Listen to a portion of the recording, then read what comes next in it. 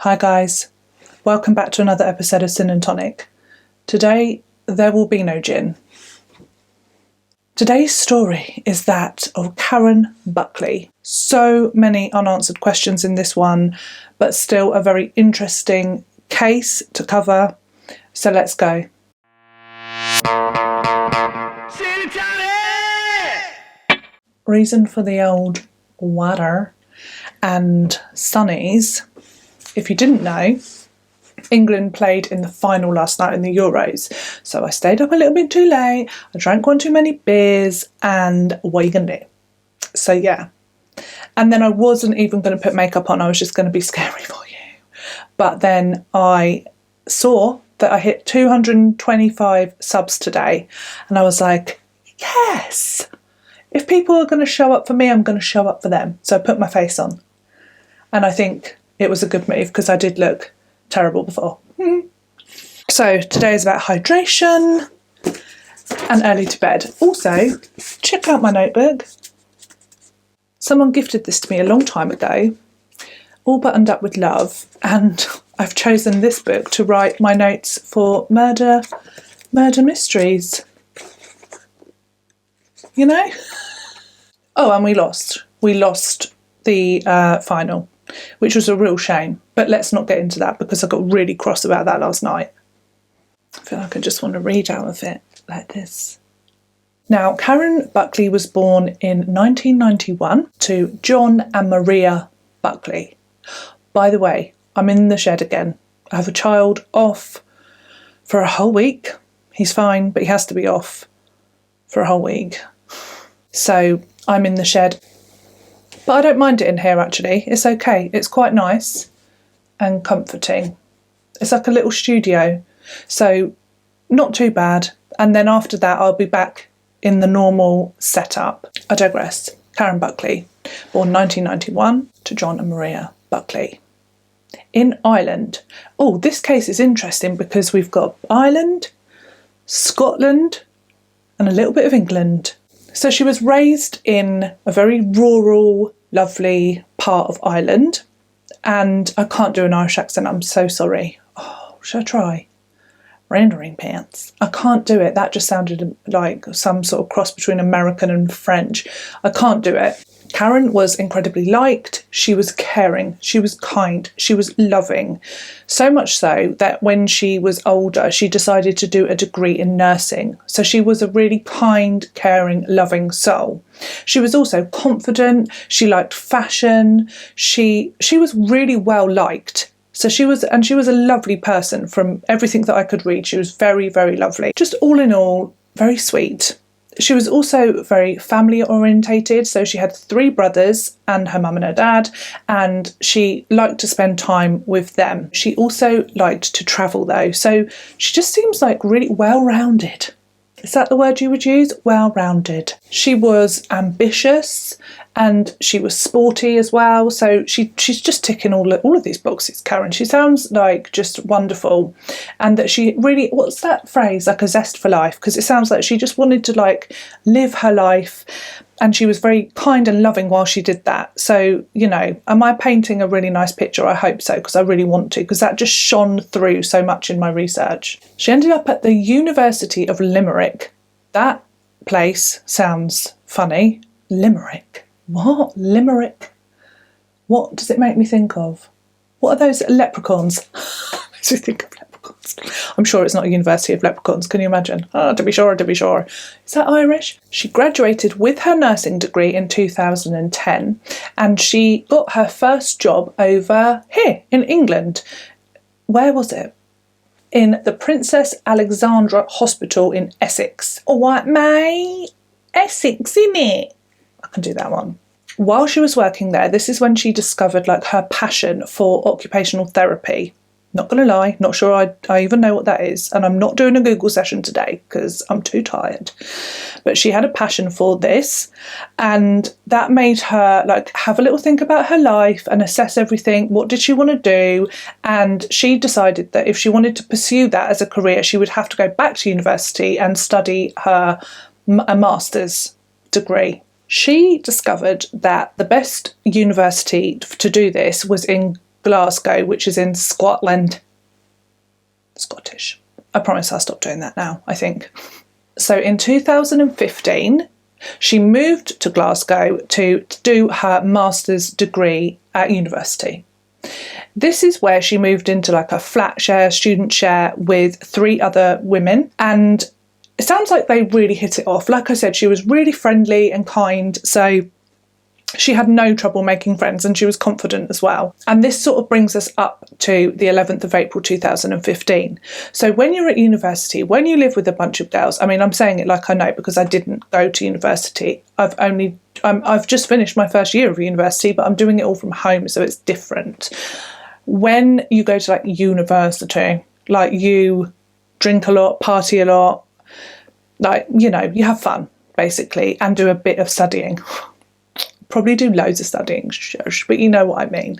So you work hard, play hard by the sounds of it, from what I've heard. And this is what was happening that night. So on the 11th of April 2015, Karen went out with the 3 girls that she was now flat sharing with. They were going out left, right and centre, so this was just completely normal. They were having like drinks at the flat while they were getting ready, you know the thing, like have some drinkies, do your face, have a laugh. Obviously it's like so expensive, mind-blowingly, for drinks and things when you go out. So it's always handy to get a few drinks in your first pre-drinking sessions. So do that, get on your way, and then you can go out to the clubs or the pubs and stuff like that and get off your face, basically. So this is what they were doing. This blows my mind. I've never done this. I've never been one for the whole clubbing thing because it's just like, I want to go to bed. I want to go to bed and I want to be able to hear what you're saying. Boring? I don't know. But that's me. So they didn't even rock up to this club until 11:45. I mean, I need my pyjamas, my slippers and a cup of tea way before that. But, you know, ironically, and like I've only just realised this, literally just this second, the nightclub was called Sanctuary Nightclub. It did not offer, well, no, if she'd have stayed in it, anyway.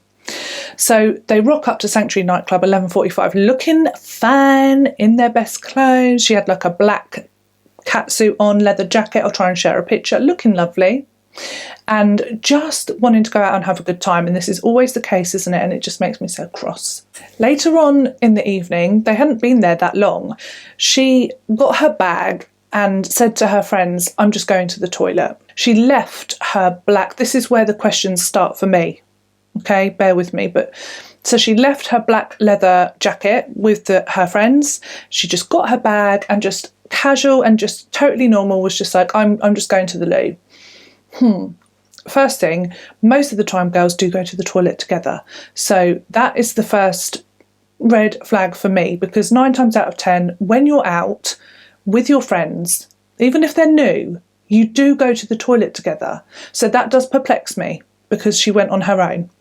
But that's not that weird.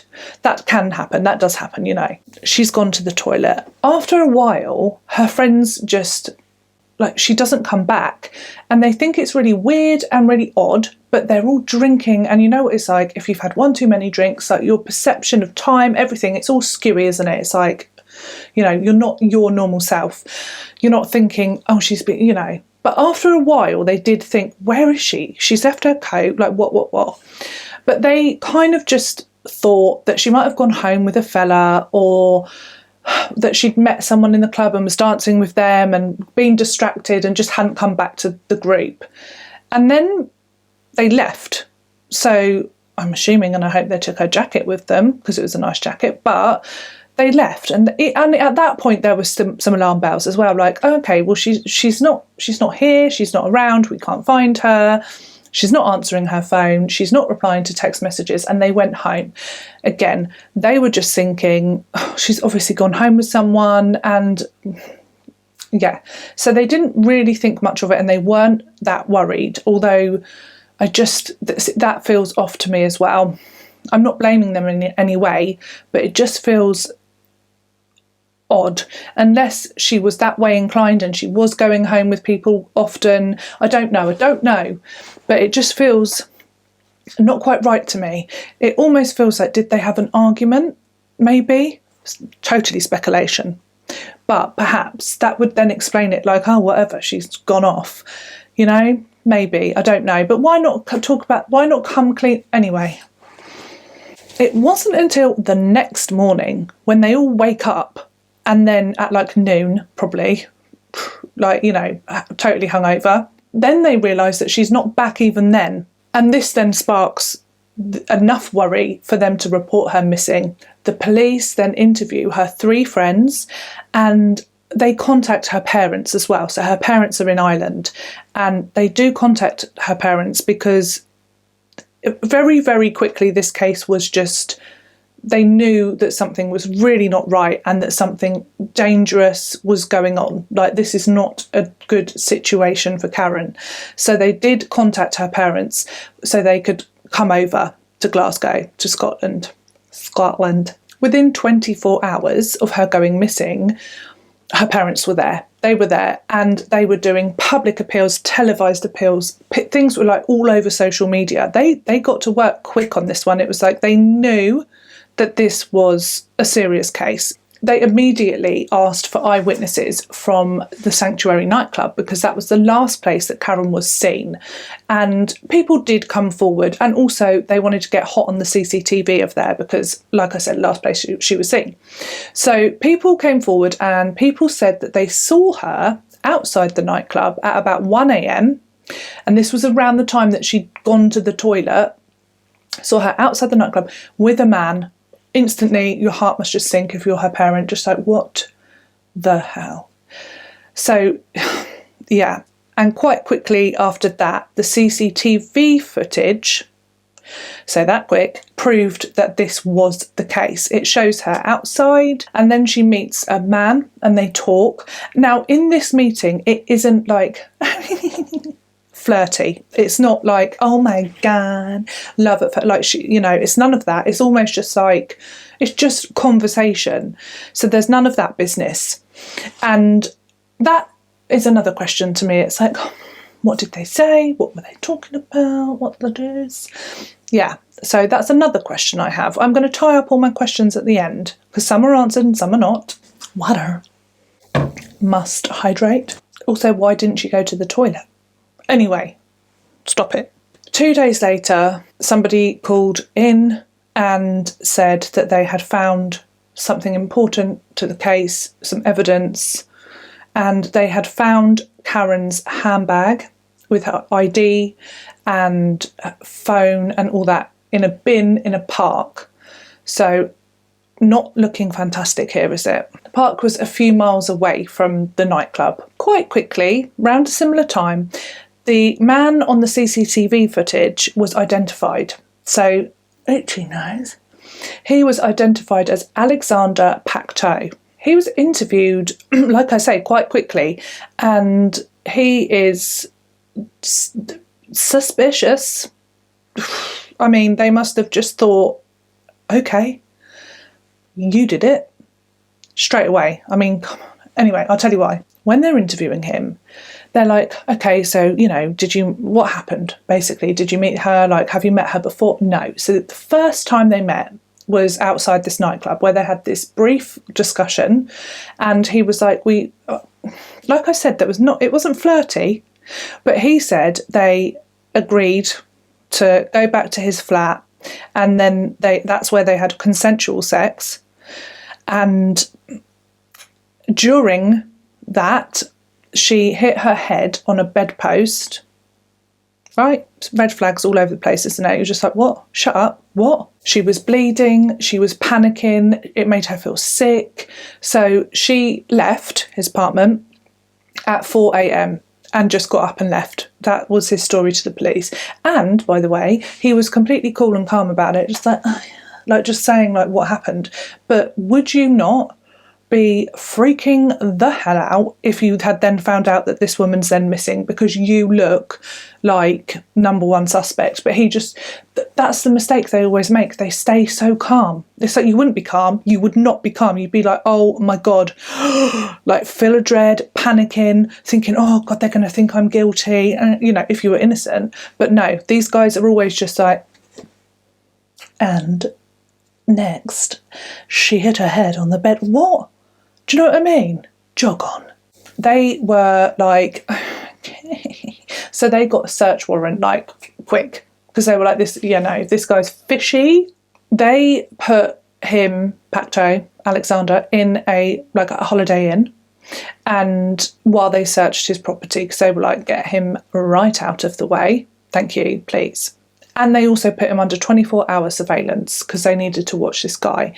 Because at this point, I mean, she could be alive. Is he hiding her somewhere? We don't know, do we? So, they want to watch him and see what he does. It's like the movies, isn't it? While they are executing the warrant and looking through his property, his flat, they also speak to the neighbours. Neighbours know everything, don't they? Especially in blocks of flats and things. They see all the comings and goings.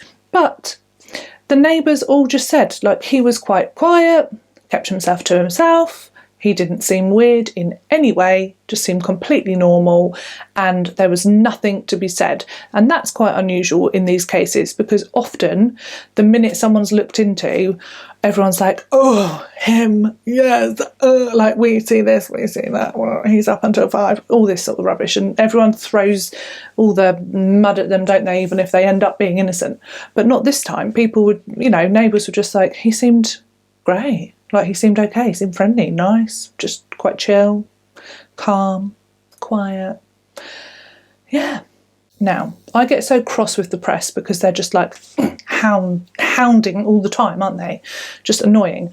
And I don't like it. But in some cases, it works out well, doesn't it? Because the police were not going to release any information about Pacteau at this point. No, they weren't going to do that. They wanted to search his property. They were going kind of slow with it, but they didn't want his name and face all over the press yet. They were like, no, they had their own plan and this was not it. The press got their nose in. And of course the press, they start sniffing about where this search warrant is taking place. And they talk to the neighbours and they're like, what's his name? Go on, love, what's his name? And they get the name and then they get pictures and all this. And then very quickly, Alexander Pacteau is then all over the newspapers as the man involved in this missing student case. Scared. Don't like it.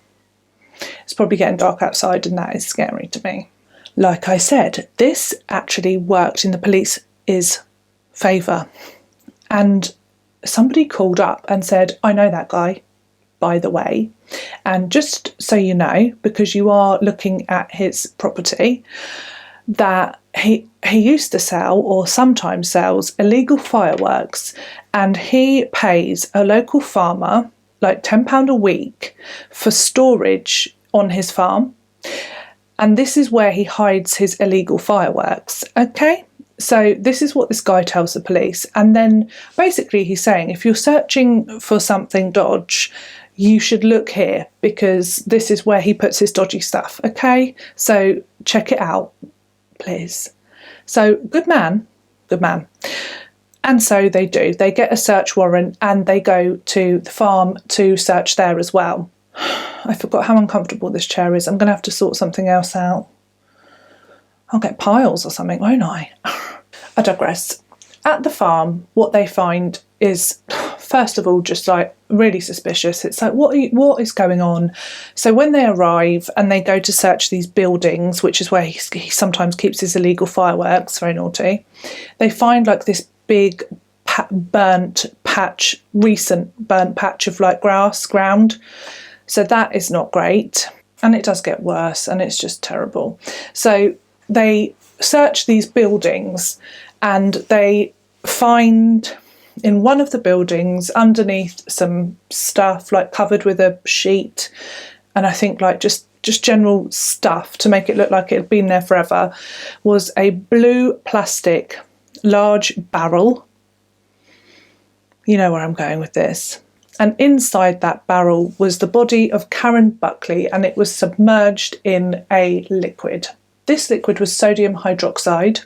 The intended purpose of that is to, this is gross, but to dissolve the body So, but it hadn't worked. It hadn't worked. So her body was still pretty, it was there. It was still there. And there had been corrosion to her body, which made autopsy and things like that quite difficult. But they did manage to determine that she had defensive wounds on her arms, and she also had been bludgeoned to death, about 13 blows to her head. So how sad and tragic for Karen Buckley. And it ain't looking good, is it, for Alexander Pacteau? And thank God that man called in. Good. Well done, because that could have just never really come to light, could it? So thank God for him. Pacteau was arrested, and in a bid to sort of learn as much as they could about Pacteau, they interviewed his friends and family and really tried to paint a picture of the guy so that they could, work it out. And on first looking in, it's kind of a bit scary because you think there is no obvious reason behind this until you dig a little deeper. So Pacteau, was from a wealthy family, very wealthy family. His father was French and his mother was Scottish. So many different places in this one. Anyhow, they had 4 children. And the children went to private schools. So there was a lot of money floating around. Pacteau wasn't particularly social or popular. He didn't have many friends, and he wasn't an A-star student. He was just average. Yeah, just a bit like that, a bit flat. And this is where, because you think, oh, why? How can this happen? This person do something so horrible. And then he reaches his mid-teens and his mum and his dad separate, they divorce, and his father goes bankrupt. So bye-bye normal family life for him, and bye-bye all the monies. So your life of luxury is now gone, and you can now, you cannot attend your private school any longer. So lots of things just ripped away from the kid. Mid-teens as well, that's a hard time anyway, and then this happens. It's quite a big dramatic boom, you know what I mean? He goes from living in a mansion, I'm imagining, that is pure speculation, but they were very rich, so I'm assuming it was a very nice house. He goes from living in a nice house with his mum and dad, attending private school, asking for nothing, to living in a council flat with his mother, claiming benefits. So the contrast is unreal. That must be a shock to the system. And needless to say, he didn't take that well at all. He didn't even finish his A-levels and stuff. He was just gave up. He wasn't he was an average student anyway. And then when he's not at his school and stuff, it just sounds like he just gave up and he just left school. He didn't even finish his A-levels, just didn't bother. Probably quite depressed, speculation, but probably. And then in 2011, he was in a very horrible car accident, which left him in a coma for something like six, I want to say 6 or 11 days. I know they're very different, but let's go with that. And then after that, he couldn't walk for 6 months. So, this is that's quite traumatic, isn't it? Makes it sound like I'm excusing his behaviour, but I'm not. Just the backstory. In his late teens, he argued a lot with his mother, and they did not have a good relationship, and it was all just a bit crappy. And he then decided to live with his dad, but he'd moved on. He had a new wife and all this stuff, and they then didn't get on. And then eventually he was no, this is not for me. And he decided that he would move out, I think he was 19, into a flat with, he got a flatmate to make it easier to afford it. And he claimed disability benefits because, like I say, he'd been in this horrible car accident. So that was his living situation now at this point when he commits his heinous act. And for money, extra money, because disability benefits aren't loads, he would sell illegal fireworks sometimes, hence this storage at this local farm and things like that.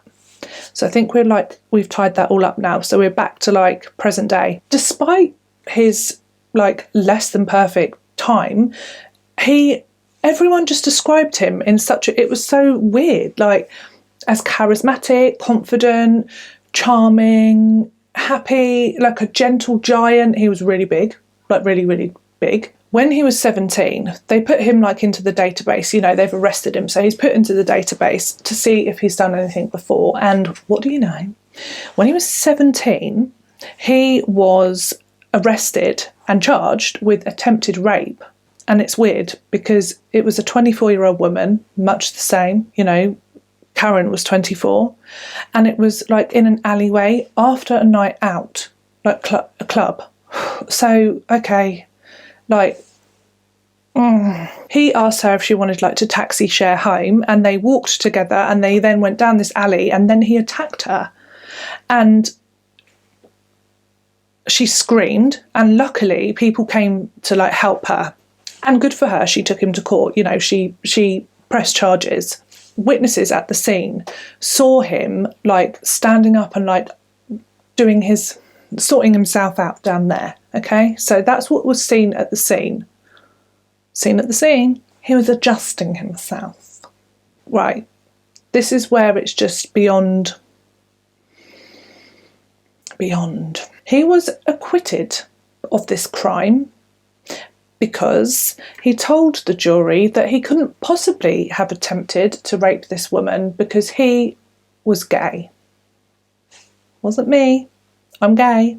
Don't like girls. I didn't do it. How could I do it? I mean, anyone could say that, couldn't they? What the hell? And not only that, he then had to explain, why were you adjusting it? What were you doing with all that? He was like, oh, well, actually, she attacked me first. She attacked me. And when she pushed me down to the floor, it undid my belt and my zip. Are you joking? Fell over and everything came undone. Honestly. What? So, okay, so, yeah, because that's happened. Do you know what I mean? Don't you want to literally, makes me cross. I'm going to have a vein burst. Pushed him over and his belt buckle came undone. Are you joking? Can't get over that. And they were just like, oh, he couldn't have done it. They obviously have a lot of evidence against him now. They have the fact that he admits that he was with Karen, that he drove her to his flat, that they had sex, consensual, that's what he says. That, they find her blood in his apartment and car, and they also have her body in a storage shed where he used to store fireworks. So this evidence is mounting up massively, isn't it, against Pacteau. They also then search his phone and look at his Google searches and things like that. And at 8 a.m, the morning after her disappearance, he has Googled the properties of sodium hydroxide. Come on.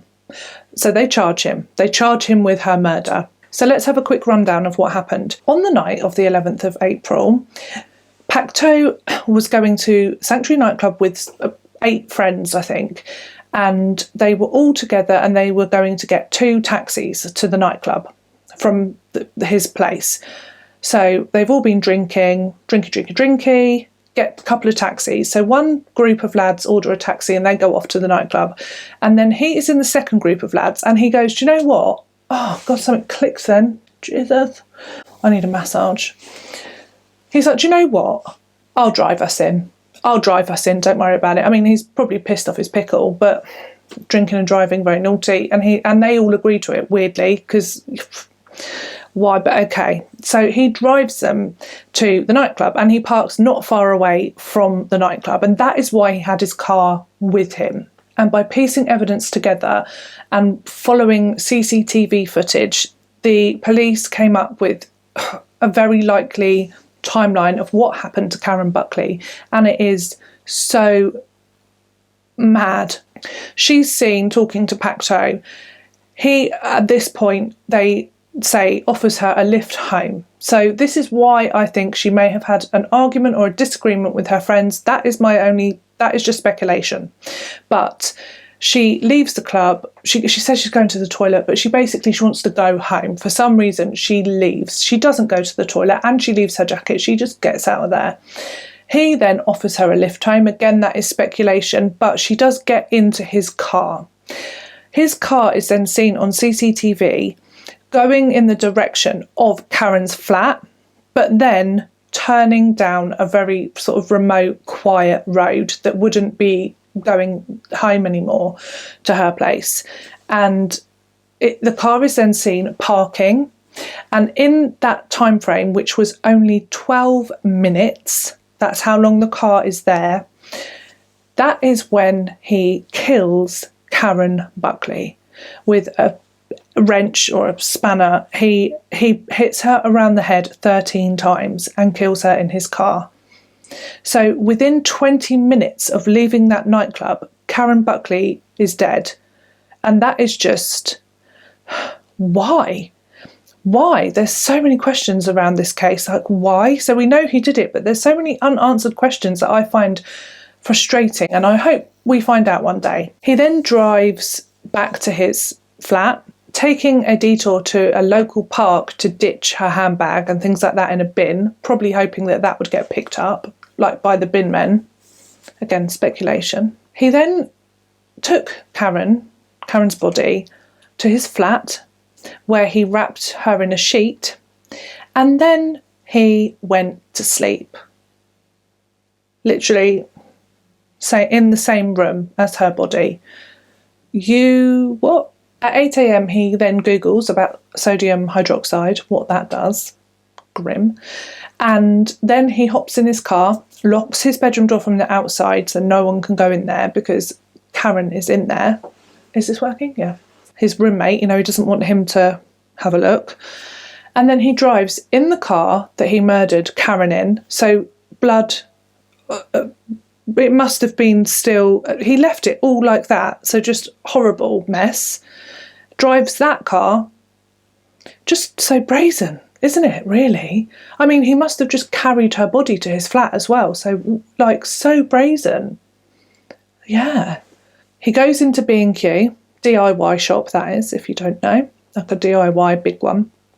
And he buys loads of sodium hydroxide and a mask and some gloves. Not suspicious at all then, He then goes to another shop to buy some more sodium hydroxide because he didn't want it to look too suspicious, buying loads and loads and loads of it at B&Q.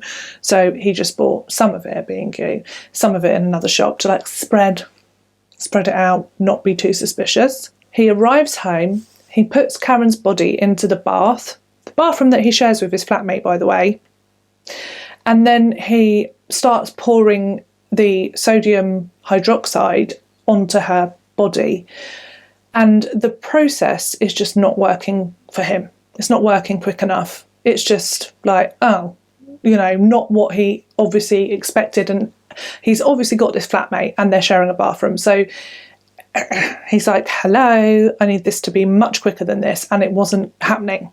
This is gross. So he then, to speed up proceedings, he then cut from her throat down to her groin, right down low, and maybe not as far as her groin, but he did that to speed up the process of her body being, dissolved in the acid. I mean, okay, I just can't. For some reason, I cannot get my head around this case, because it's yeah, okay, your life fell apart and stuff, but it just feels so huge and grim. Maybe he was going to become a serial killer. Do you know what I mean? Because it feels like that. It feels like this is the sort of shit that those people, they do this stuff. Do you know what I mean? Why? I just cannot. I'm going to have to watch something funny after this. So even with that situation, it was still taking too long, and he was like, I cannot waste any more time doing this. I've got a flatmate. So then he bottles up the fluid from the bath that's not doing its job quickly enough, and then he rinses off Karen's body and dries it and takes it back into his room, wraps her body again, and then again goes to sleep. He sets an alarm, gets up early the next morning. He puts her body into his car, and he also gets the wrench or the spanner, the big thing that he'd hit her with, murdered her with, and he ditches that in a river, like 5 a.m. in the morning, no one around. He buys like alcohol, like pure alcohol, so that we'll get to that, and like other things. He gets like a little kit together, and I think he gets more sodium hydroxide. Anyway, so he goes to a couple of shops. He then goes back to his flat and he loads his car with like the sheet that Karen was in, his mattress, and he takes everything to the farm, you know, where he has storage. So he goes to the farm, and now this is where he uses the alcohol, because he burns his mattress and anything else that, you know, like is incriminating, burns the lot. And that is why they found that big burn patch in the floor, in the grass. He orders a barrel. So orders a barrel, gets delivered that day, goes to the flat, back to the flat, collects the barrel, and then fills it with this sodium hydroxide again, thinking, you know, I'm going to leave it so it will work. It will have time, and it just, you know, it can take as long as it wants then. And then has to like put this barrel in his car. And neighbours actually saw him doing that. They're like, oh yeah, he's struggling with this great big blue barrel. What? I guess because he's such a nice, normal, charismatic, it's just like seeing Dave down the road. All right, Dave! Just like putting things in the boot. You wouldn't even think twice, would you? I guess, you know, because he's not a shady character. But I bet they feel terrible knowing what actually happened afterwards, knowing what that was. Busy boy, because then he drives all the way back to the farm and he gets the barrel out again, and then he puts the barrel into a storage unit and he covers it with a sheet and some other items, makes it look like it's always been there, and then he padlocks the storage unit and off he goes. And this is a little bit spicy, right? Because when he arrives home, the police have actually that day, it was that day that they had found out who he was, and they'd already gone to his flat, but he was actually getting rid of Karen's body at this unit. What? Right? So the police have been there and he's not in. They come back. So about 4:30, they arrive to have this interview with him. You know, the one where I said he was really cool, really calm, and then said about the fact that she'd hit her head and what. And in this incident, when they go to his flat to talk to him at 4:30, the day he has gotten rid of Karen's body, he is at his flat using bleach to clean his carpet. Red flag. And again, like I say, totally cool, totally calm. The police noticed that this was iffy. They noticed also that the mattress that was on his bed at that point wasn't the right size for the bed frame. So they noticed that as well. They ship him off to the Holiday Inn. They're like, you know, we're going to get a search warrant for your place and you need to be gone. So they do that. And they also then used cadaver dogs. So I hope I said that correctly, you know, to smell blood. And they detected Karen's blood in his flat and also his car, because at this point, by now, he'd also had that on that day. So busy that day. He'd had that cleaned as well, professionally cleaned. But then I'm thinking, like, how did he explain that to people that cleaned his car? That is so grim. Wouldn't you, if you worked in a car wash, like, it's not like The Sopranos, is it? Like, oh, give me 50 quid and I won't say anything. Like, or is it? I don't know. I've never been to a car wash like that, to be fair, but he had it professionally cleaned. Blood, or it must have been a state, unless he'd have given it a go first. And then, unanswered questions though. I don't like it. It's going to play on my mind. Pacteau pleaded guilty. So because of this, there was no trial, because he was like, yeah, I did it.